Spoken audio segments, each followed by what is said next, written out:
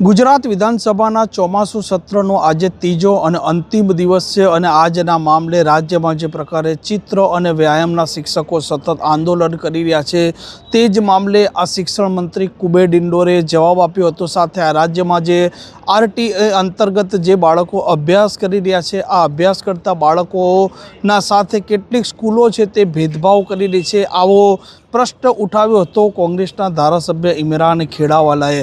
અમદાવાદની 4 સ્કૂલો છે તેની ફરિયાદ પણ સરકારે સ્વીકાર કર્યો છે કે ફરિયાદ તેઓને મળી છે અને મામલે તેમણે નોટિસ પણ ફટકારવામાં આવી છે। આવા અલગ અલગ મુદ્દે વિધાનસભામાં જ્યારે આજે આ શિક્ષણ વિભાગની પ્રશ્નોત્તરી થઈ હતી અને ત્યાર પછી આજ રાજ્યના જે કેબિનેટ કક્ષાના શિક્ષણ મંત્રી છે કુબેર ડિંડોર તેમણે પ્રતિક્રિયા પણ આપી છે। આજે વિધાનસભા પ્રશ્નોત્તરી કાળ દરમિયાન અમારો જે 5મો પ્રશ્ન હતો ઇમરાન ખેડાવાલા એમને કર્યો હતો અને રાઇટ ટુ એજ્યુકેશન હેઠળ જે આપણી ગુજરાત સરકારે જે વ્યવસ્થા કરી છે અને એમાં ઉપેક્ષિત પીડિત દલિત આદિવાસી જે વિદ્યાર્થીઓ જે છે એ આપણી જે ગુજરાતની જે સેલ્ફ ફાઇનાન્સ સ્કૂલો ગ્રાન્ટીનેડ સ્કૂલો સરકારી શાળાઓમાં 25% પ્રમાણે આપણે એનું એડમિશન આપતા હોઈએ છીએ અને એ પ્રમાણે આપણી પ્રક્રિયા મિત્રો ચાલે છે। 25-26માં 86,781 વિદ્યાર્થીઓને આપણે પ્રવેશ આપ્યો હતો। 437 કરોડ રૂપિયા આપણી રાજ્ય સરકારે મિત્રો આ રાઇટ ટુ એજ્યુકેશન અંતર્ગત ચૂકવ્યા છે। મુદ્દો જે માત્ર અમદાવાદની શાળાઓનો હતો એમાં રાઇટ ટુ એજ્યુકેશન હેઠળ જે શાળાઓમાં આપણી જે બોર્ડ અંતર્ગત આપણી શાળાઓ છે, સ્ટેટ બોર્ડની આપણી શાળાઓ છે, ઇન્ટરનેશનલ બોર્ડની આપણી શાળાઓ છે, ICSE બોર્ડની આપણી શાળાઓ છે અને સાથે સાથે CBSE બોર્ડની શાળાઓ છે। એટલે જે રાઇટ ટુ એજ્યુકેશનમાં CBSE બોર્ડની જે શાળાઓમાં આપણે પ્રવેશ આપવામાં આવે છે એનું સત્રની શરૂઆત થાય છે 1 એપ્રિલ અને સાથે સાથે આપણી સ્ટેટ બોર્ડની જે શાળાઓ છે આપણી જે શાળાઓ છે ગુજરાત બોર્ડની એનું સત્ર શરૂ થાય છે 1 જૂનથી। એટલે આ આરટી એક્ટ હેઠળ આપણે જે પ્રવેશ આપીએ છીએ માન્ય આપણા વિદ્યાર્થીઓને એ 1 જૂનથી આપણે આપતા હોઈએ છીએ। એટલે આ જે CBSE બોર્ડની શાળાઓમાં પણ આરટી એક્ટ હેઠળ આપણા વિદ્યાર્થીઓને આપણે 25% પ્રમાણે ત્યાં એડમિશન આપતા હોઈએ છીએ। એટલે એમાં CBSE બોર્ડની જે શાળાઓનો જે આશય જે હતો જે વિદ્યાર્થીઓને 2 મહિના પછી જે એડમિશન મળ્યું હતું એમનો સિલેબસ અભ્યાસક્રમ સરભર કરવા માટે એ વિદ્યાર્થીઓને અલગથી એમને ટીચિંગ કાર્ય કરાવાયું તો અમારા શિક્ષણ નિરીક્ષક અમારા DPO અને ફરિયાદ મળતા એમને તપાસ કરી સ્થળ તપાસ કરીને મોનિટરિંગ કર્યું તો એવી 4 શાળાઓનો મુદ્દો આ જ હતો। એટલે પછી ધ્યાન પર આવ્યું કે ભાઈ આપણે જે એડમિશન રાઇટ ટુ એજ્યુકેશનમાં આપીએ છીએ 1 જૂનથી આપીએ છીએ એના પછી આપીએ છીએ અને એ CBSE બોર્ડનો જે સિલેબસ શરૂ થાય છે 1 એપ્રિલથી પછી વેકેશન પડે છે એમને। આ સિસ્ટમ જે હતી અભ્યાસક્રમ પૂર્ણ કરવા માટેનો એમનો આશય હતો ને એ ધ્યાન પર આપે અભ્યાસક્રમ સરભર થયા પછી આ જે વિદ્યાર્થીઓ છે એમને સમકક્ષ બધાને વહેંચણી કરીને તમામ ક્લાસોમાં બેસાડવાની વ્યવસ્થા પણ કરી છે। સમયાંતરે અમારા શિક્ષણ નિરીક્ષક એ પણ ત્યાં મુલાકાત લે છે અને આવી 4 શાળાઓ જ નહીં રાઇટ ટુ એજ્યુકેશન હેઠળ આપણી જે 94,000 જેટલા વિદ્યાર્થીઓને આપણે એડમિશન આપીએ છીએ આખા ગુજરાતમાં।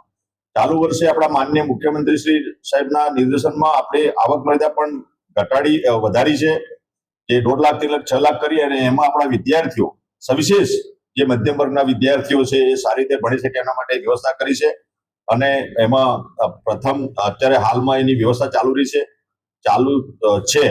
એટલે ઇમરાનભાઈ ખેડાવાલાનો જે પ્રશ્ન જે છે અને એમને જે અહીંયા વાત કરી છે તદ્દન ગેરવાજબી છે, ખોટી બાબત છે અને તેમ છતાં પૂરા ગુજરાતમાં રાઇટ ટુ એજ્યુકેશન હેઠળ જે વિદ્યાર્થીઓને પ્રવેશ આપવામાં જેની તમામ તકેદારી તમામ જવાબદારી રાજ્ય સરકારની છે, અમારા શિક્ષણ વિભાગની છે। અમારા અધિકારીશ્રીઓ સમયાંતરે શિક્ષણ નિરીક્ષક જાત તપાસ કરીને એ માહિતી મેળવતા હોય છે। એટલે અત્યારે આ જે 4 શાળાઓની જે રજૂઆત અમને મળી હતી CBSE બોર્ડની શાળાઓ છે એટલે અભ્યાસક્રમ સરભર કરવા માટે એમને અલગ વ્યવસ્થા કરીને આ વિદ્યાર્થીઓને બેસાડીને અભ્યાસ કરાવ્યો હતો અને હવે અભ્યાસક્રમ સરભર થયા પછી તમામને સમાન ક્લાસરૂમમાં બેસાડવાની વ્યવસ્થા પણ કરી દીધી છે।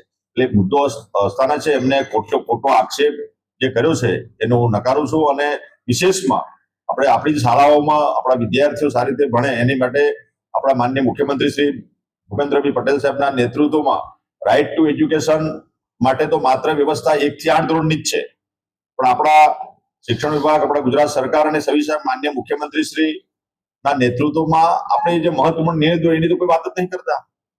1 થી 8 ધોરણ સુધી ફરજિયાત શિક્ષણ છે આરટી એક્ટમાં પણ એનાથી આગળ વધીને 1 થી 8 ધોરણ પછીનું શું?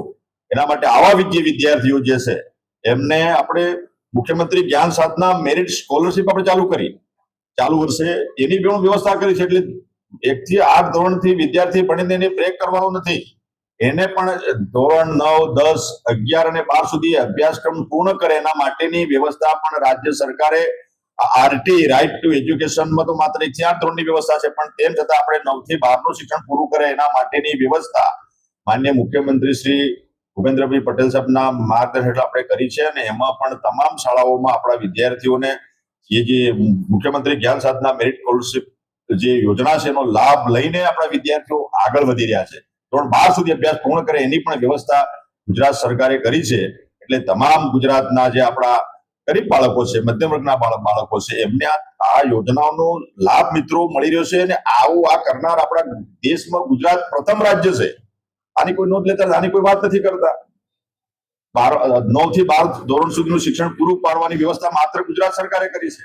અને એમાં તમામ વ્યવસ્થાઓ આપણે કરી છે. વિશેષમાં એને પેન, પાટી, દફતર આપણે આપીએ છીએ. પુસ્તકો માટેના આપણે પુસ્તકોની વ્યવસ્થા કરીએ છીએ અને 3000 રૂપિયા જેવી ખાતામાં એને રકમ આપણે આપીએ છીએ. આ બધી જ વ્યવસ્થા રાજ્ય સરકાર મિત્રો કરી રહી છે. એટલે જે ઇમરાનભાઈ ખેડાવાલાએ જે પરવાનગી આપીને સરકાર છૂટી જાય છે, માત્ર નોટિસ આપીને જે સંતોષ મેળવે છે, આ બધી બાબતો વાહિયાત છે. આપણે પ્રથમ તબક્કે આનું એનાલિસિસ કરીએ છીએ, મોનિટરિંગ કરીએ છીએ, બીજા તબક્કે એનું ધ્યાન રાખીએ છીએ અને તબક્કાવાર સતત કદાચ કોઈ સ્કૂલ આવી ભૂલ કરતી હોય તો પહેલી વાર, બીજી વાર અને ત્રીજી વાર એને દંડની જોગવાઈઓ છે, દંડ આપણે કરતા હોઈએ છીએ. અને સતત આ રીતે 5મી વાર સુધી આ જે આવી ઘટના ઘટે અને ભેદભાવ થાય અથવા અન્યાય થતો હોય તો એવી સ્કૂલની માન્યતા રદ કરવાનું પણ કાયદાકીય આપણે જોગવાઈ કરેલી છે. પણ એને તક તો આપવી પડે. આ પ્રથમ તબક્કાની આ બાબત હતી. એટલે આપણા ગુજરાતમાં સરસ સારામાં સારી વ્યવસ્થા આપણે કરી રહ્યા છે. અને 7/6/2023 થી આપણી સ્વનિર્ભર અને રાજ્ય સરકારની અને ગ્રાન્ટેડ શાળાઓમાં આપણા વિદ્યાર્થીઓ 9 થી 12 નો અભ્યાસ કરે એના માટેની પણ વ્યવસ્થા આપણે કરી છે. એટલે હું માનું છું ત્યાં સુધી આજે આરટી એક્ટ 1 થી 8 ધોરણ સુધી સીમિત હતો, એને આપણે વધારીને 9 થી 12 સુધી આપણે લઈ ગયા છે. ધન્યવાદ. આમ શિક્ષણ મંત્રી કુબેર ડિંડોરનું કહેવું છે કે જે પ્રકારે વ્યાયામ અને ચિત્રના શિક્ષકો આંદોલન કરી રહ્યા છે, અન્ય લોકો પણ સરકારી નોકરીઓ મેળવવા માટે આંદોલન કરે છે, પરંતુ કેટલીક પ્રક્રિયા અંતર્ગત આ ભરતી થતી હોય છે, સાથે જે સીટો છે તે પણ મર્યાદિત રહેતી હોય છે. આમ શિક્ષણ મંત્રી કુબેર ડિંડોરે જે પ્રકારે આ રાજ્યમાં વ્યાયામ અને ચિત્રના શિક્ષકો આંદોલન કરી રહ્યા છે તે મામલે આજે તેમણે જવાબ પણ આપ્યો છે. વિધાનસભાના સત્રની પલે પલની માહિતી હોટલાઇન ન્યૂઝ પર આપને અવશ્ય જોવા મળશે. તે માટે હોટલાઇન ન્યૂઝની ચેનલને લાઇક, શેર અને સબસ્ક્રાઇબ કરવાનું ભૂલતા નહીં. નમસ્કાર. આવા પ્રકારના વિડીયો તમને જોવા ગમતા હોય તો હોટલાઇન ન્યૂઝ ચેનલને લાઇક, શેર અને સબસ્ક્રાઇબ કરો.